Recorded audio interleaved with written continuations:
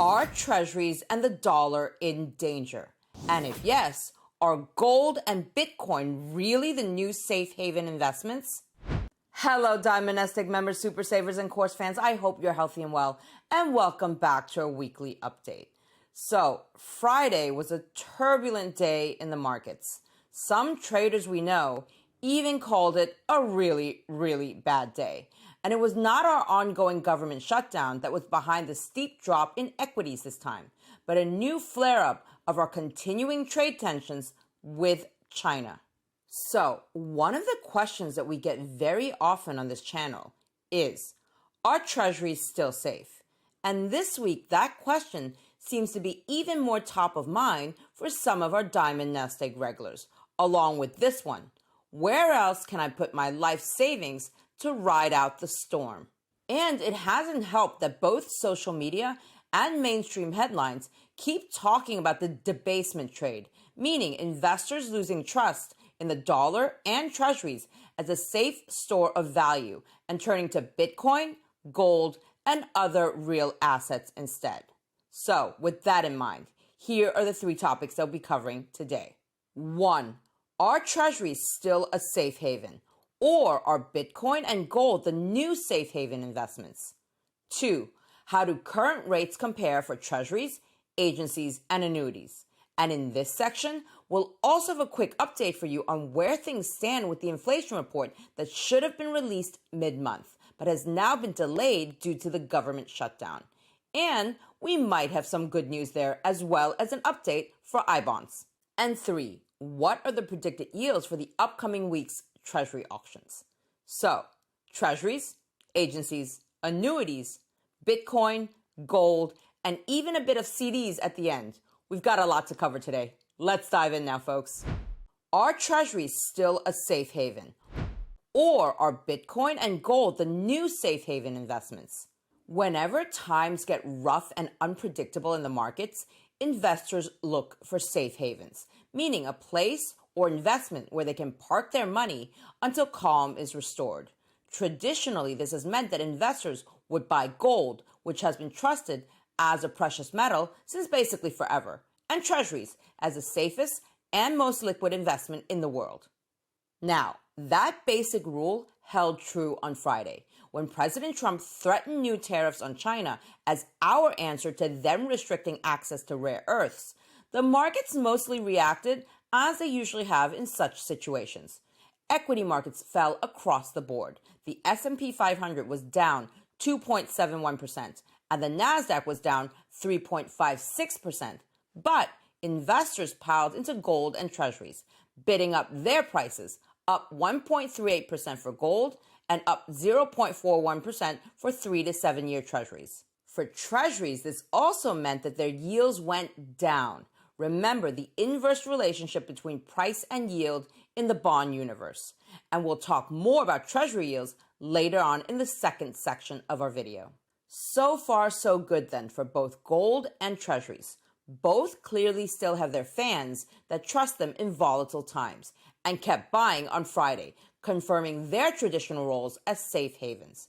In contrast, Bitcoin had a bad day and fell by 3.85% on Friday, which brings us back to the question of what about the debasement trade and Bitcoin's recent strength? Now, let's start with a wider perspective on what's been happening since early April, when President Trump announced his new tariffs on Liberation Day. As you can see on this chart, Treasury prices are slightly up by 1.1% since early April, the dark blue line here, if we take IEI, iShares 3 to 7 year Treasury bond ETF, as our measurement.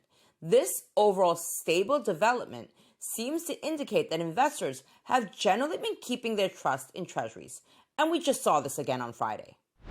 The real reason why Wall Street has been talking about investors abandoning treasuries is less treasuries themselves, but the stellar development of gold, the purple line here, which is up 30.35% since April, and Bitcoin, the yellow line here, which is up 41.45%. Let's dig a bit deeper into Bitcoin. A recent study by the CME Group, the former Chicago Mercantile Exchange, found that Bitcoin has been pretty much behaving in line with the stock market since 2020, or as they say in a more technical language, in 2020, the correlation between Bitcoin and the S&P 500 and NASDAQ 100 indices shifted from being non-correlated to a positive relationship, with rolling correlations jumping to about 0.5. And that's what the chart shows. Bitcoin is still up overall since April, but so is the S&P 500, this light blue line here. And when the S&P 500 fell on Friday, Bitcoin fell as well, even a bit more steeply. So it seems Bitcoin is not yet established as a safe haven asset that investors turn to when times get rough. On the contrary, it seems that Bitcoin continues to track the stock market closely, and with even more volatility and steeper ups and downs along the way, as you can see on the chart. This leaves us with Treasuries and gold confirmed in their traditional roles as safe havens. They're among the few assets whose prices were up on Friday, as we've seen before, so both clearly have their fans that trust them in volatile times. That said, both on Friday and in the wider perspective since April, gold was up more than Treasury prices, which might lead one to wonder what explains this strong performance, and might gold now have a claim as the better safe haven? Now, as so often, no one really knows as the market doesn't tell you, and no one can predict the future, but there are three leading theories out there. 1. Inflation fears. If you expect inflation to go up significantly, gold may be your go-to asset. Treasuries just don't cope well with high inflation. 2. Extra foreign demand for gold, driven by a desire to diversify out of the dollar and dollar-denominated assets. This may be a strong motivation if you expect the dollar to weaken, or fear you may have to avoid or circumvent any potential U.S. sanctions at some point in the future. And 3, momentum, which is a fancy way of saying that gold prices go up because they've been going up, and many investors with FOMO, fear of missing out, have been jumping in. So, when we personally looked at the close of market on Friday, gold and Treasury prices were up, two of the few winners on a bleak day that otherwise saw mostly falling prices across Bitcoin, equities, oil, and more. In my mind, that just confirms why we hold Treasuries in a part of our portfolio, with no imminent plans to shift our money out of them. More on this in the next section of today's video. As we often say here at Diamond NestEgg, it's rarely a good idea to panic and or jump into something because of FOMO. Short-term changes in strategy rarely pay off with financial decisions, and it's much more important to stay the course and stick to your long-term plan. But that's me and Marcus, and everyone's financial journey is different. Drop us a comment below and let me, Marcus, and the community know. What do you think is happening in the markets? Do you think gold and Bitcoin are the new safe havens? Are you shifting your assets out of Treasuries into gold and Bitcoin, or perhaps buying just a little bit of one or both to diversify? Or do you still trust Treasuries? And that brings us nicely to the next section of today's video. How do current rates compare for Treasuries, agencies, and annuities? So what I'm about to show you is a new table that some of you have requested, and that allows us to compare the latest yields across Treasuries, agencies, and annuities on one chart, giving you a good overview of where the market currently stands for each of them. Drop me a note below with what you think and whether you have any suggestions of how we can make it even better. And let's start with the overall highest rates to the lowest ones, which means that we're starting with annuities, which should be no surprise given that annuity rates and payouts are still at decade-plus highs. At the time of this taping, here are some sample rates for multi-year guaranteed annuities, MYGAs, from a AA+ rated insurance company that we work with. Here you have the investment amount, and for each investment range, here's the rate for a 2-year MYGA, 3-year MYGA, and so on, all the way up to 7 years. So, for example, if you were to purchase a $10,000 7-year MYGA at the time of this taping from this carrier, your rate might be 4.6%. A $50,000 7-year MYGA might earn you 4.7%. And a $100,000 MYGA might earn you even 4.85% for 7 years. And I still don't have a crystal ball, but for the fast movers amongst us, the documentation I have indicates that these rates are effective as of Monday, October 13th, Columbus Day. That said, remember that your personal rate may vary depending on your circumstances and is not fixed before you sign the contract.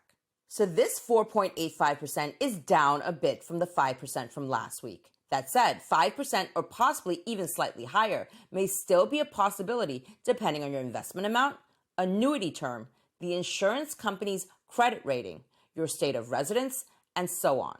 And of course, MYGAs are not for everyone, and not least because they're not very liquid.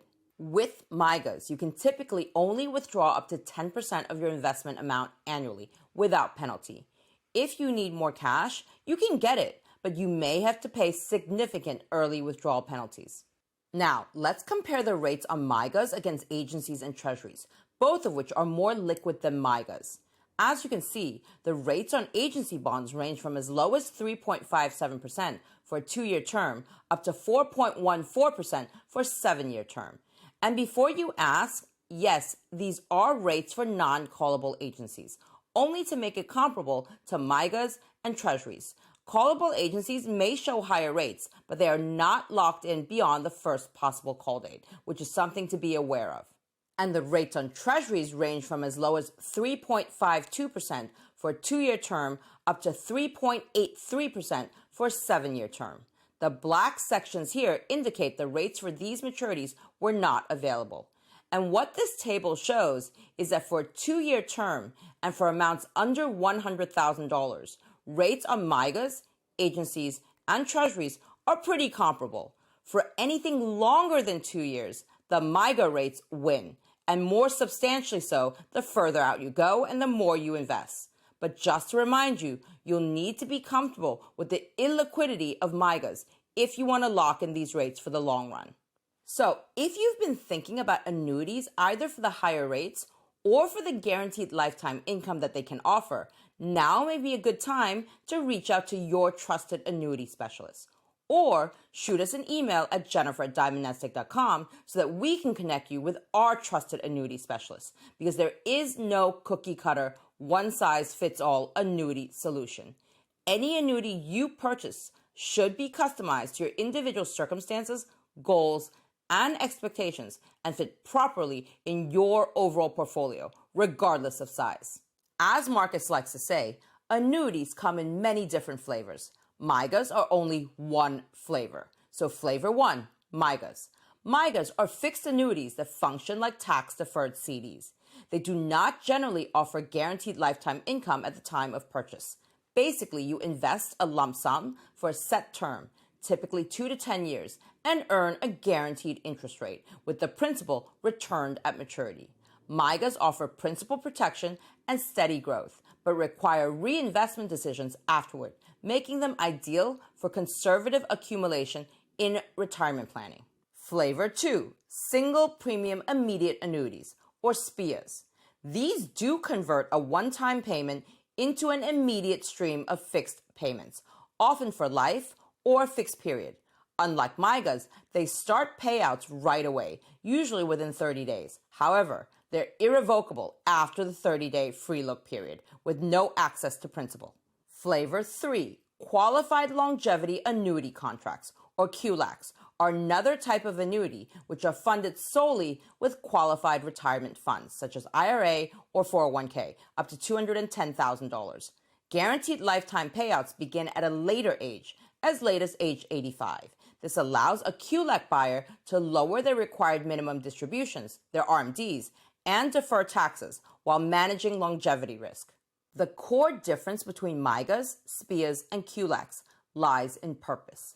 MYGAs typically focus on short-term to medium-term fixed-rate accumulation with full principal access at the end, while SPIAs and QLACs emphasize lifetime income distribution. You basically trade liquidity for guaranteed lifelong income. SPIAs differ from QLACs mainly in timing and funding.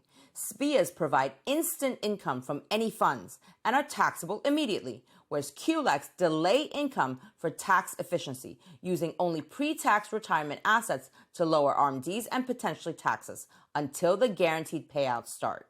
In summary, choose MYGAs for stable, conservative, CD-like growth, with slightly higher rates than CDs usually, SPIAs for immediate lifelong income, and QLACs for strategic RMD deferral and late life security.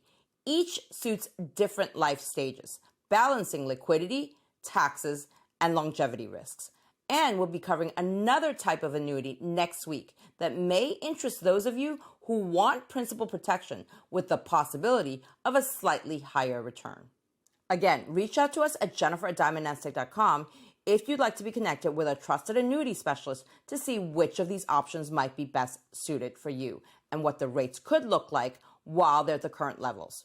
Or check out these MYGA, SPIA, and QLAC videos here, linked below in the first pinned comment, if you want a deeper dive into who should or should not buy these different types of annuities. So that was a quick rundown on annuities for those of you who are new to us. But remember, there are many good reasons to own agency bonds and treasuries as well, with liquidity being one of the main reasons, as I mentioned earlier. And of course, the fact that interest earned on all treasuries and some agencies are exempt from state and local taxation when held in a taxable brokerage account. We're still laddering T-bills on the short end ourselves. So let's take a look now at our usual table with treasury yields from this past Friday versus the previous week across all the maturities that the treasury issues at auction. This last row here shows the increase or decrease in rates over the past week. Decreases in rates are shown in red. Yields are pretty much down across the board versus the previous week, with most of the decrease happening on Friday, as we just discussed in the first section of this video. The only observation I have here is that the longer maturities saw more significant moves than the shorter maturities, which might indicate an expectation in the market that our economy might be slowing down. But it may be too soon to read too much into one bad day. So we'll keep watching these rates for the next week's update. And while we're speaking about rates and treasuries, the BLS, the U.S. Bureau of Labor Statistics, released this statement on Friday, saying that they will publish the September 2025 Consumer Price Index, CPI, on Friday, October 24th at 8:30 a.m. Eastern Time. They say that this will be a one-off exception during the shutdown, and they're doing this so that the Social Security Administration can adjust benefits in time for the new year, when the increased payments will begin. This is clearly good news for the retirees in our community, but it may help with calculating the inflation adjustment for the TIPS and I-bonds as well that many of us own. Plus, the updated numbers may even influence the Federal Open Market Committee when it meets the next time on October 28th and 29th to decide on possible rate cuts. We will have an I-bond update video for our I-bond fans in the community once those numbers are out. But at the current time, with the information we have, it does not look like the fixed rate will be higher than where it currently stands at 1.1%. Now, let's take a look at Treasury yields from this past Friday versus the beginning of the year. As before, this last row here shows the increase or decrease in rates since the beginning of the year. Decreases in rates are shown in red. As our Diamond Nest Egg regulars know, Treasury yields have been below the peaks that we saw at the beginning of the year for a while, and this has only been reinforced by Friday's drop in yields. We continue to see the lowest yields in the middle of the range, especially for the maturities from 2 to 5 years, which may mean that investors like treasuries but don't necessarily want to lock themselves in for too long with a 20 or even 30-year maturity, given the current volatility and uncertainty in the market. You can find more details on these rates for any day of the week that the bond market is open on the Treasury's daily Treasury par yield curve rates page. All sources are linked below in the first pinned comment. Keep in mind that this overview gives you a general feeling for where rates currently stand along the maturity spectrum. The yields that you may get when you buy at a specific auction or from a specific broker, or when you sell, will likely differ a little bit from what's shown here. So, now that we know where Treasury, agency, and annuity rates stand, let's move on to the next section of today's video. What are the predicted yields for the upcoming week's Treasury auctions. If we go to Treasury Direct's upcoming auctions page, we can see that the 13, 26, 6, 17, 4, and 8-week T-bills are happening as usual. And because the bond market will be closed on Monday, October 13th, in honor of Columbus Day, the 13-week and 26-week T-bill auctions will happen on Tuesday, October 14th instead. Do note that the stock market will be open on Columbus Day, however, so we'll see whether Friday's sharp drop was just a blip, or it may continue. We'll keep our eyes and ears peeled and report back in due course. So, other than the normal weekly T-bill auctions that will take place, it's pretty quiet on the Treasury auction front, with no T-note, T-bond, or TIPS auctions on the schedule. At the time of this taping on Fidelity's platform, here's where the expected yields stand for the T-bills that have been announced already. The 13-week at 3.878, the 26-week at 3.731, and the 6-week at 4.018. Please keep in mind that all these numbers can and usually do change all the way up to the time of the auction. Drop a comment below and let me, Marcus, and the community know. Are you still auto-rolling your T-bills? And what are you buying right now? Treasuries, agencies, annuities, Bitcoin, gold, or something else altogether? Curious minds want to know. And if the annuity rates in this table have piqued your interest, do check out these annuity videos here or drop us a note at jennifer@diamondnestegg.com so that we can connect you with our trusted annuity specialists, because annuities are not always straightforward. As I mentioned earlier, any annuity you purchase should be customized to your individual circumstances, goals, and expectations, and fit properly in your overall portfolio, regardless of size. And last but not least, for those of you who prefer CDs, because I know some of you in our community do, American Express is still offering this 4% 22-month CD with no minimum investment requirement at the time of this taping. And Synchrony Bank is offering a 4% 60-month CD, also with no minimum investment requirement. And this up to $1,000 new customer bonus on Raisin's platform is also still running and is expected to end on November 30th.